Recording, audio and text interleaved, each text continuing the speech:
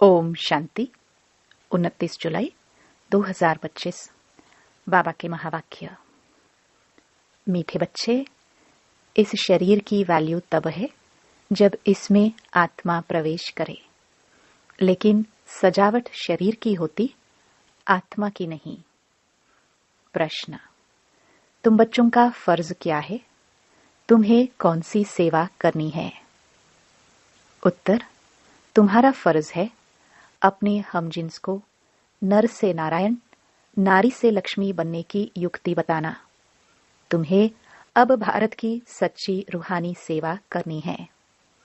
तुम्हें ज्ञान का तीसरा नेत्र मिला है, तो तुम्हारी बुद्धि और चलन बड़ी रिफाइन होनी चाहिए। किसी में मोह जरा भी ना हो। गीत। नयनहीन को राह दिखाओ। ओम शांति। डबल शांति। तुम बच्चों को रेस्पॉन्ड करना चाहिए।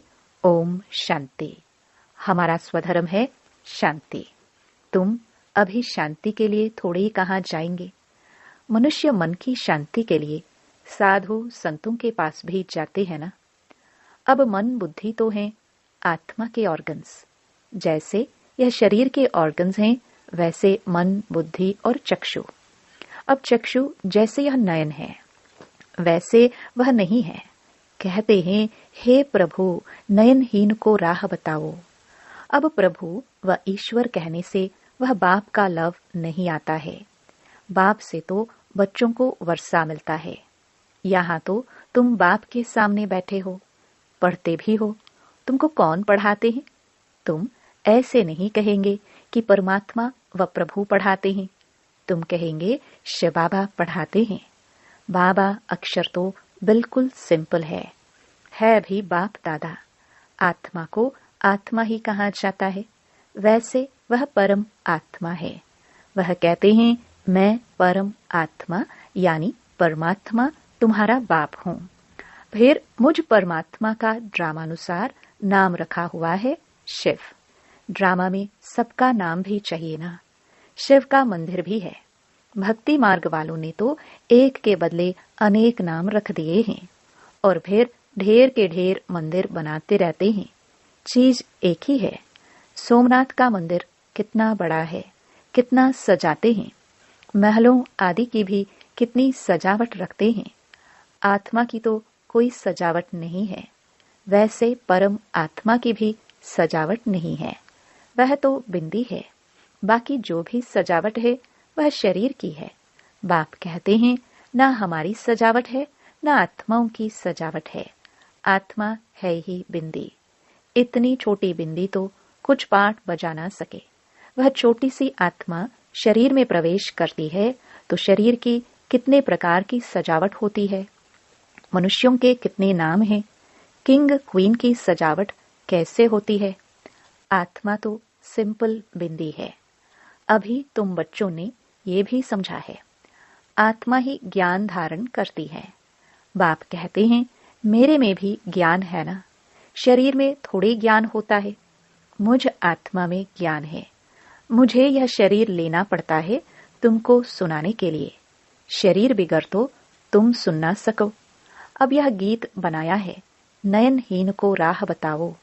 क्या शरीर को राह बतानी है? नहीं, आत्मा को। आत्मा ही पुकारती है। शरीर को तो 2 नेत्र हैं, 3 तो हो ना सके। तीसरे नेत्र का यहाँ मस्तक में तिलक भी देते हैं।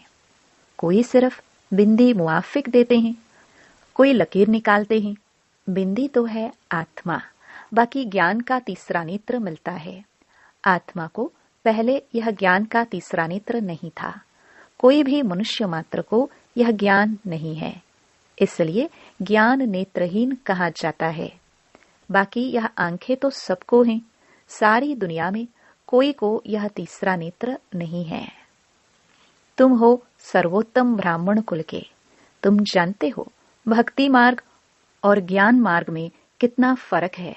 तुम रचता और रचना के आदि मध्य अंत को जानकर चक्रवर्ती राजा बनते हो।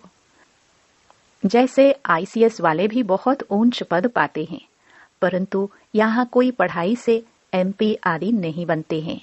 यहाँ तो चुनाव होते हैं। ओट्स पर MP आदि बनते हैं। अभी तुम आत्माओं को बाप की श्रीमत मिलती है और कोई भी ऐसे नहीं कहेंगे कि हम आत्मा को मत देते हैं। वह तो सब हैं देह अभिमानी। बाप ही आकर देही अभिमानी बनना सिखलाते हैं। सब हैं देह अभिमानी। मनुष्य शरीर का कितना भपका रखते हैं। यहाँ तो बाप आत्माओं को ही देखते हैं। शरीर तो विनाशी, वर्थ नॉट अ पेनी है। जानवरों की तो फिर भी खाल आदि बिकती है।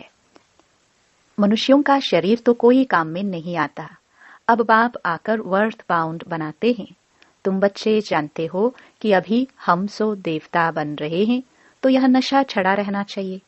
परंतु यह नशा भी नंबरवार पुरुषार्थ अनुसार रहता है। धन का भी नशा होता है ना। अभी तुम बच्चे बहुत धनवान बनते हो। तुम्हारी बहुत कमाई हो रही है। तुम्हारी महिमा भी अनेक प्रकार की है। तुम फूलों का बगीचा बनाते हो। सत्य को कहा जाता है गार्डन ऑफ फ्लावर्स। इसका सैपलिंग अब लगता है। यह भी किसको पता नहीं। तुमको बाप समझाते हैं, बुलाते भी हैं। हे बागवान आओ। उनको माली नहीं कहेंगे। माली तुम बच्चे हो जो सेंटर संभालते हो। माली अनेक प्रकार के होते हैं, बागवान एक ही है। मुगल गार्डन में माली को पगार भी इतना बड़ा मिलता होगा ना। बगीचा ऐसा सुंदर बनाते हैं जो सब देखने आते हैं। मुगल लोग बहुत शौकीन होते थे। उनकी स्त्री मरी तो ताजमहल बनाया। उनका नाम चला आता है। कितने अच्छे अच्छे यादगार बनाए हैं। तो बाप समझाते हैं मनुष्य की कितनी महिमा होती है। मनुष्य तो मनुष्य ही हैं। लड़ाई में ढेर के ढेर मनुष्य मरते हैं। फिर क्या करते हैं? गासलेट पेट्रोल डाल खलास कर देते हैं। कोई तो ऐसे ही पड़े रहते हैं। दफन थोड़े ही करते हैं। कुछ भी मान नहीं। तो अब तुम बच्चों को कितना नारायणी नशा चढ़ना चाहिए। यह है विश्व के मालिक बने का नशा। सत्य नारायण की कथा है तो जरूर नारायण ही बनेंगे। आत्मा को ज्ञान का तीसरा नेत्र मिलता है। देने वाला है बाप। तीजरी की कथा भी है। इन सब का अर्थ बाप बैठ समझाते हैं। कथा सुनाने वाले कुछ भी नहीं जानते। अमर कथा भी सुनाते हैं। अब अमरनाथ पर कहाँ दूर दूर जाते हैं। बाप तो यहाँ आकर सुनाते हैं। ऊपर तो सुनाते नहीं है। वहां थोड़ी पार्वती को बैठ अमर कथा सुनाई। यह कथाएं आदि जो बनाई है, यह भी ड्रामा में नोंद है। फिर भी होगा। बाप बैठ तुम बच्चों को भक्ति और ज्ञान का कॉन्ट्रास्ट बताते हैं। अभी तुमको ज्ञान का तीसरा नेत्र मिला है। कहते हैं ना, हे प्रभु अंधों को राह बताओ। भक्ति मार्ग में पुकारते हैं। बाप आकर तीसरा नेत्र देते हैं, जिसका कोई को पता नहीं है सिवाय तुम्हारे। ज्ञान का तीसरा नेत्र नहीं है तो कहेंगे चूंचा, धुंधकारी। आंखें भी कोई की कैसी होती है ना। कोई की बहुत शोभावान आंखें होती है। फिर उस पर इनाम भी मिलता है। फिर नाम रखते हैं मिस इंडिया, मिस फलानी। तुम बच्चों को अब बाप क्या से क्या बनाते हैं। वहां तो नेचुरल ब्यूटी रहती है। श्री कृष्ण की इतनी महिमा क्यों है? क्योंकि सबसे जास्ती ब्यूटीफुल बनते हैं। नंबर 1 में कर्मातीत अवस्था को पाते हैं। इसलिए नंबर 1 में गायन है। यह भी बाप बैठ समझाते हैं। बाप बार बार कहते हैं, बच्चे मन मना भव। हे आत्माएं अपने बाप को याद करो। बच्चों में भी नंबरवार तो है ना। लौकिक बाप को भी समझो। 5 बच्चे हैं। उनमें जो बहुत सयाना होगा उनको नंबर 1 रखेंगे। माला का दाना हुआ ना, कहेंगे यह दूसरा नंबर है, यह तीसरा नंबर है। एक जैसी कभी नहीं होते हैं। बाप का प्यार भी नंबरवार होता है। वह है हद की बात। यह है बेहद की बात। जिन बच्चों को ज्ञान का तीसरा नेत्र मिला है, उनकी बुद्धि और चलन आदि बड़ी रिफाइन होती है। एक किंग ऑफ फ्लावर होते हैं, तो यह ब्रह्मा और सरस्वती किंग क्वीन फ्लावर ठहरे। ज्ञान और याद दोनों में ठीके हैं। तुम जानते हो, हम देवता बनते हैं। मुख्य 8 रतन बनते हैं। पहले पहले है फूल, फिर युगल दाना, ब्रह्मा सरस्वती, माला सिमरते हैं ना। वास्तव में तुम्हारा पूजन नहीं है, सिमरन है। तुम्हारे ऊपर फूल नहीं चढ़ सकते हैं। फूल तब चढ़े जब शरीर भी पवित्र हो। यहाँ कोई का भी शरीर पवित्र नहीं है। सब विष से पैदा होते हैं, इसलिए विकारी कहा जाता है। इन लक्ष्मी नारायण को कहते ही हैं संपूर्ण निर्विकारी। बच्चे तो पैदा होते होंगे ना, ऐसे तो नहीं कोई ट्यूब से बच्चा पैदा हो जाएगा। यह भी सब समझने की बातें हैं। तुम बच्चों को यहाँ 7 रोज भट्ठी में बिठाया जाता है। भट्ठी में ईंटें कोई तो पूरी पक जाती है, कोई कच्ची रह जाती है। भट्ठी का मिसाल देते हैं। अब ईंट की भट्टी का थोड़े शास्त्रों में वर्णन हो सकता है। फिर उसमें बिल्ली की भी बात है। गुल बकावली की कहानी में भी बिल्ली का नाम दिखाया है। दीवे दीपक को बुझा देती थी। तुम्हारा भी यह हाल होता है ना। माया बिल्ली विघ्न डाल देती है, तुम्हारी अवस्था को ही गिरा देती है। देह अभिमान है पहला नंबर, फिर और विकार आते हैं। मोह भी बहुत होता है। बच्ची कहे मैं भारत को स्वर्ग बनाने की रूहानी सेवा करूंगी। मोहवश माँ बाप कहते हम अलाउ नहीं करेंगे। यह भी कितना मोह है। तुम्हें मोह की बिल्ली या बिल्ला नहीं बनना है। तुम्हारी एम ऑब्जेक्ट ही यह है। बाप आकर मनुष्य से देवता, नर से नारायण बनाते हैं। तुम्हारा भी फर्ज है अपने हमजिन्स की सेवा करना, भारत की सर्विस करना। तुम जानते हो हम क्या थे, क्या बन गए हैं। अब फिर पुरुषार्थ करो राजों का राजा बनने के लिए। तुम जानते हो हम अपना राज्य स्थापन करते हैं, कोई तकलीफ की बात नहीं। विनाश के लिए भी ड्रामा में युक्ति रची हुई है। आगे भी मुसलों से लड़ाई लगी थी। जब तुम्हारी पूरी तैयारी हो जाएगी, सब फूल बन जाएंगे, तब विनाश होगा। कोई किंग ऑफ फ्लावर है, कोई गुलाब, कोई मोतिया है। हर एक अपने को अच्छी रीति समझ सकते हैं कि हम अक हैं व फूल हैं। बहुत हैं जिनको ज्ञान की कुछ धारणा नहीं होती है। नंबरवार तो बनेंगे ना, या तो बिल्कुल हाईएस्ट या तो बिल्कुल लोएस्ट। राजधानी यहाँ ही बनती है। शास्त्रों में भी दिखाया है। पांडव गल मरे, फिर क्या हुआ कुछ भी पता नहीं। कथाएं तो बहुत बनाई हैं, ऐसी कोई बात है नहीं। अभी तुम बच्चे कितने स्वच्छ बुद्धि बनते हो। बाबा तुमको बहुत पुकार से समझाते रहते हैं। कितना सहज है, सिर्फ बाप को और वर्षे को याद करना है। बाप कहते हैं मैं ही पतित पावन हूँ। तुम्हारी आत्मा और शरीर दोनों पतित हैं, अब पावन बनना है। आत्मा पवित्र बनती है तो शरीर भी पवित्र बनता है। अभी तुमको बहुत मेहनत करनी है।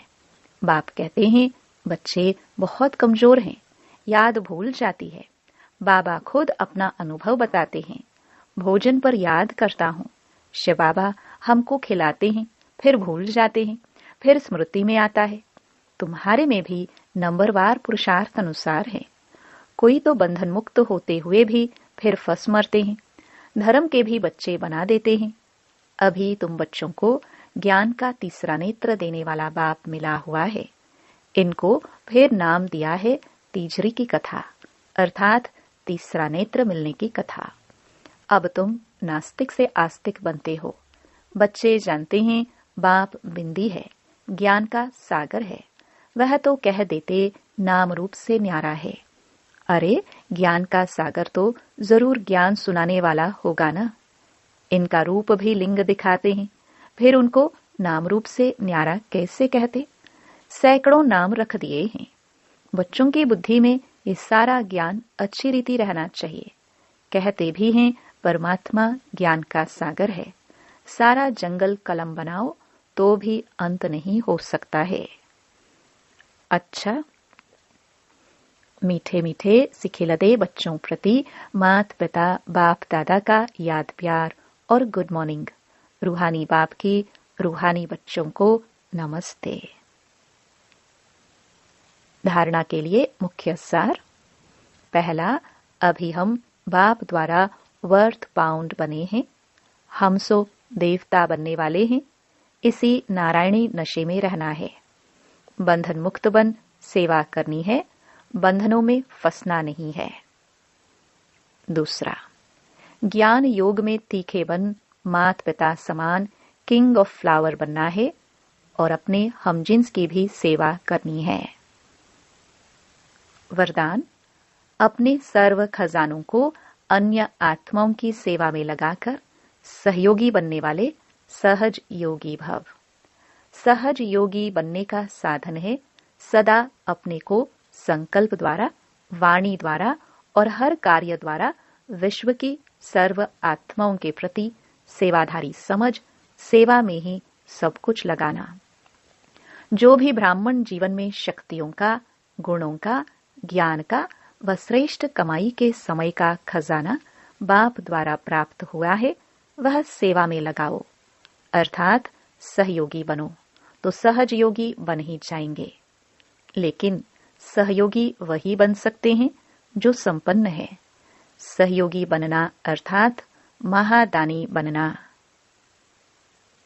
स्लोगन, बेहद के वैरागी बनो तो आकर्षण के सब संस्कार सहज ही खत्म हो जाएंगे। अव्यक्त इशारे, संकल्पों की शक्ति जमाकर श्रेष्ठ सेवा के निमित्त बनो। जैसे अपने स्थूल कार्य के प्रोग्राम को दिनचर्या प्रमाण सेट करते हो, ऐसे अपनी मनसा समर्थ स्थिति का प्रोग्राम सेट करो तो संकल्प शक्ति जमा होती जाएगी। अपने मन को समर्थ संकल्पों में बिजी रखेंगे तो मन को अपसेट होने का समय ही नहीं मिलेगा। मन सदा सेट अर्थात एकाग्र है तो स्वतः अच्छे वाइब्रेशन फैलते हैं, सेवा होती है। ओम शांति।